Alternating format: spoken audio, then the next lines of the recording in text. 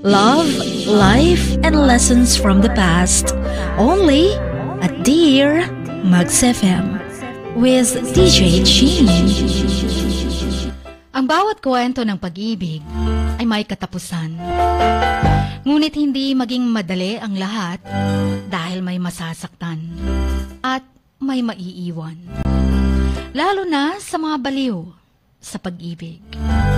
Dear Mags FM. Ako pala si Violet. Taong 2012 nung pinili naming ipaglaban ang aming pagmamahalan ni Rolf. Nasa edad 16 pa lang kami. Pareho.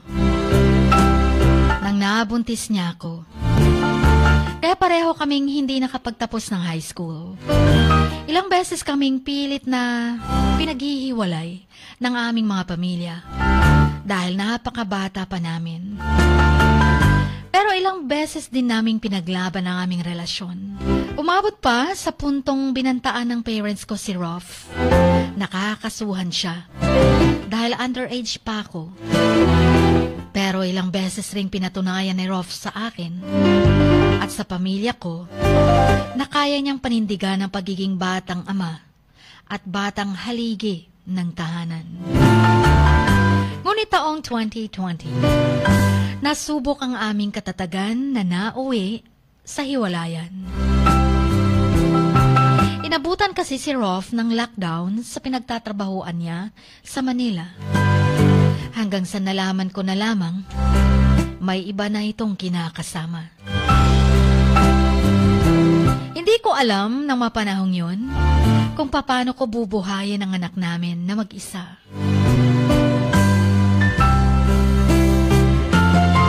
Hindi ko alam kung paano ipaglaban ang relasyon naming nalamat na. Gusto ko sanang ipaglaban pa siya kagaya nung pinaglaban namin ang aming relasyon sa aming pamilya. Ngunit wala na akong magagawa pa dahil siya mismo ang unang sumuko na. Ilang beses pa akong nagmakaawa sa kanya. Nabalikan niya kami ng anak niya. Pero tinapos na talaga niya. Hanggang sa noong Marso, ngayong taon lamang, nakapag-decide akong mag-abroad dahil para mabigyan ko ng future ang anak ko. Iniwang ko ang anak ko sa aking mga magulang. Ngunit hindi ako pinalad na nakapag-abroad dahil hindi ako nag-fit to work sa medical sa Manila. Kaya nagtrabaho na lamang ako sa Pasay, kung saan dito ko nakilala si Sam. Dahil sa aming pagmamahalan, kaya nakabuo kami ngayon. Mabait na partner si Sam. Tinuring na din niyang anak ang anak ko. Sa ngayon, nakauwi na ako sa probinsya namin.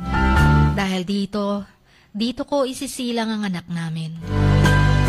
Ngunit nakaraang buwan, 2 weeks pa lamang ako nung dumating dito. May natuklasan akong sekreto kay Sam. Sa tagal naming magkarelasyon, first time kong binuksan ang kanyang Facebook account. Nabuksan ko kagad ito dahil nakalagin siya sa cellphone ko. Sobra akong nagulat sa natuklasan ko, Chin. Halos hindi ako makapaniwala dahil sa dinami-dami ng tao sa mundo. Imposibleng pinag-connect kami ng sitwasyon. Para bang sinadya at hindi coincidence. Natuklasan ko kasi na ang ex kong si Rolf at ang current boyfriend kong si Sam ay nagkaroon ng relasyon.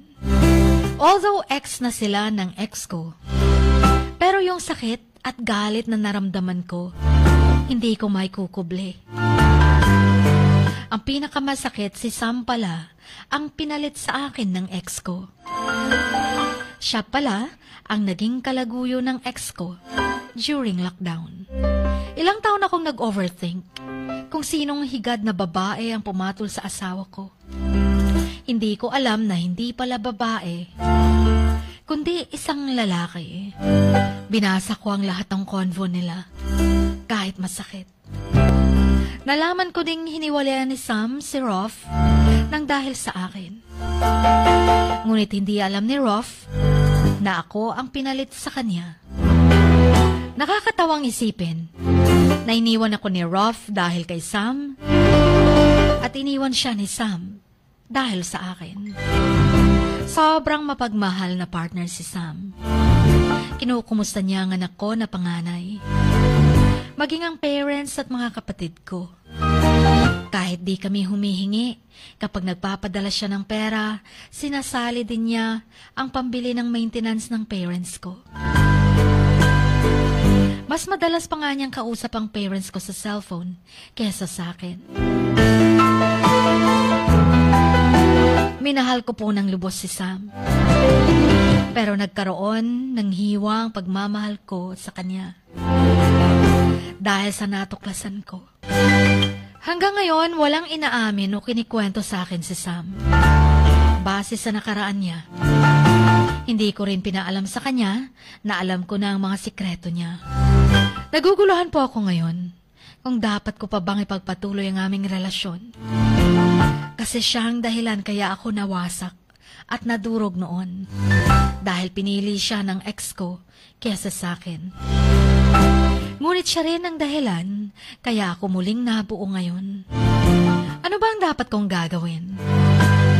Sana'y mapayuhan niyo ako. Please play, pakitugtog na lang sa mga kantang ito.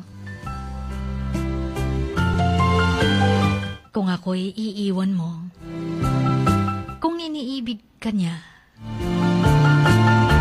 at nang dahil sa pag-ibig, ang inyong kamaks, Violet.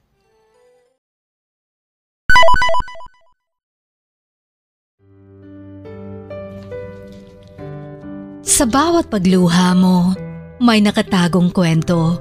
Sa bawat ngiti mo, may gustong sabihin ang puso mo. At sa likod ng iyong halakak at maging sa pagkabiko mo, may mensaheng nakabalot sa iyong pagkatao. At ang tanging nais mo lamang ay mapakinggan ang mga ito ng buong mundo. Dear Max FM with DJ Chini. Life has got all those twists and turns. Stand up for what you believe in.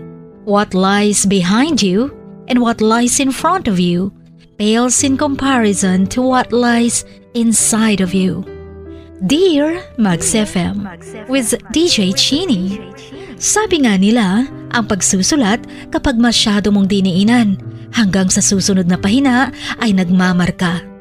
Katulad ng pagmamahal, kapag masyado mong ibinigay ang lahat, yung sakit na gawa ng nakaraan, dala pa rin hanggang kasalukuyan. Dear Max FM, you own your story and you are the author of your own book of life. Don't let others write your script, but let others hear your story and make them inspired. Kaya sumulat na, maging bahagi ng aming programa, Dear Max FM with DJ Chini, tuwing Lunes hanggang Biyernes, 1:00 hanggang 3:00 ng hapon sa Max News FM, Sock Sargent. Love, life, and lessons from the past, only at Dear Max FM with DJ Chini.